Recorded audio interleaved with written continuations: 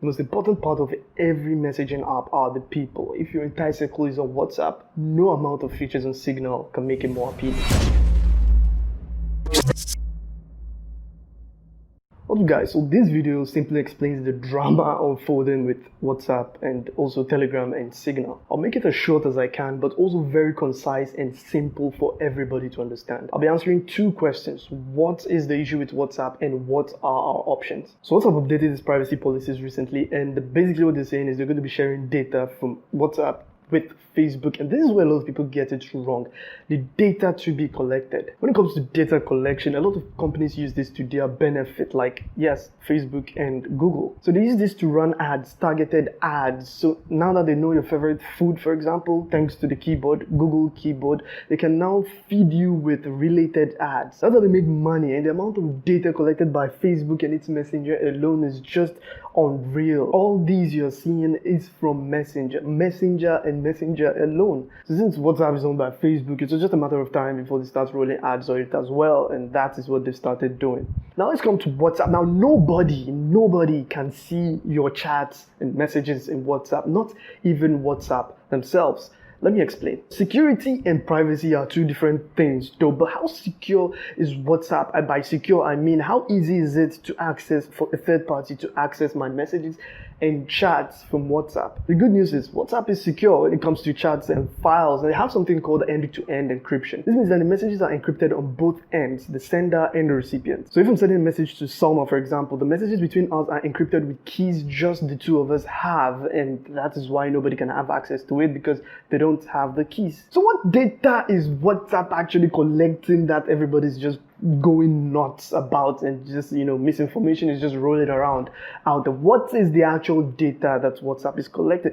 This is it. For now, this is what we know WhatsApp is collecting. Now, like we just found out, WhatsApp cannot have access to your chats and messages. So the final question I'm going to answer here is, what should we do now? Should we leave? The answer depends on all of us using WhatsApp actually. And like I said at the beginning of the video, if your entire circle is on WhatsApp and they're unwilling to leave WhatsApp for a different platform like Signal or Telegram, then you can't also leave. It has to be a collective effort. And if you're concerned about privacy, which I think you should be, then you should consider leaving, because there are other apps and options that have privacy as their priority. And what are the options here? We have Telegram and then we have Signal. So WhatsApp, Telegram, and Signal all have their strengths, their weaknesses, their drawbacks, their benefits, but have one thing in common: encryption. That's even if someone tries to or gets their hands on the messages or chats, they can't even access them. But there is a problem here: metadata. Metadata is used to carry communication from one point to another. Now, WhatsApp doesn't encrypt metadata, so although they can't tell the chats, the messages going through to and fro, they can tell whom and when you're messaging somebody. Even none of their backups, both cloud and local, are encrypted. But all three apps do have end-to-end encryption. Actually, WhatsApp uses Signal's encryption protocol, so you can actually tell who is boss here. Signal's encryption and security is just top of the line. The chats are encrypted, the metadata is encrypted, and even the local backup is encrypted, unlike WhatsApp. But Telegram doesn't have to deal with local data because they save the chats in their cloud servers. So if you should switch from phone to phone or from smartphone to computer, you have your chats there and then, unlike WhatsApp and Signal, where you have to do a couple of backups and stuff.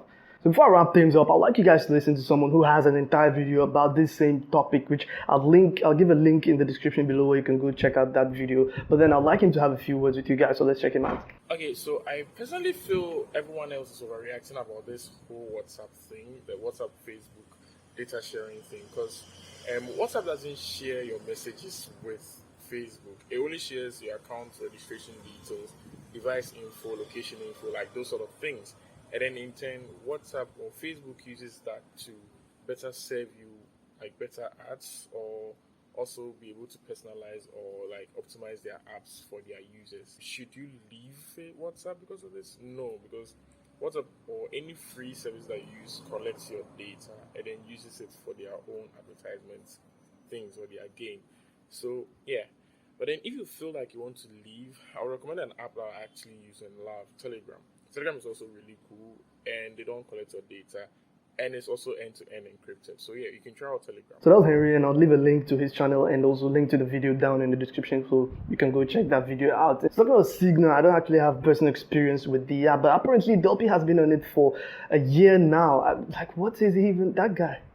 All right, whatever. But then he's the best person to, tell us how good the app is. So let's just listen to him. The Signal app is not too different from the WhatsApp app, except for the fact that WhatsApp is collecting your data now, which not even now, has been doing that for some time now, and Signal doesn't. Signal is totally not collecting any data at all from you. On the user interface, it's quite boring, I will be honest with you. But once you start texting people, it feels very seamless. It feels very exciting, except for the fact that you don't have the customizable wallpaper feature like that on WhatsApp.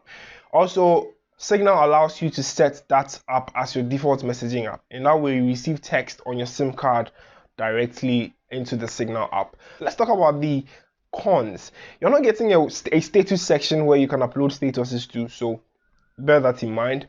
Plus, you also don't have stickers option where you send stickers to people via chat. To me, I believe Signal is a very intuitive app since no data is being collected. Your messages are very secure and it's not going out of anywhere, especially with the disappearing messages feature. I mean, that feature was on WhatsApp already, but that is set to a higher limit of only 7 days. There's no customizable limit to a minute or 30 seconds. So alright, then I hope I've done more justice to this topic and a lot of education, and there is going to be less misinformation going around there now. And I'd really appreciate it if you guys can share this video and also give it a like. Actually, it turns blue when you like a video. Do you know that? Try it and see. It turns blue, but if you didn't also like the video, I mean, just feel free to give it a dislike.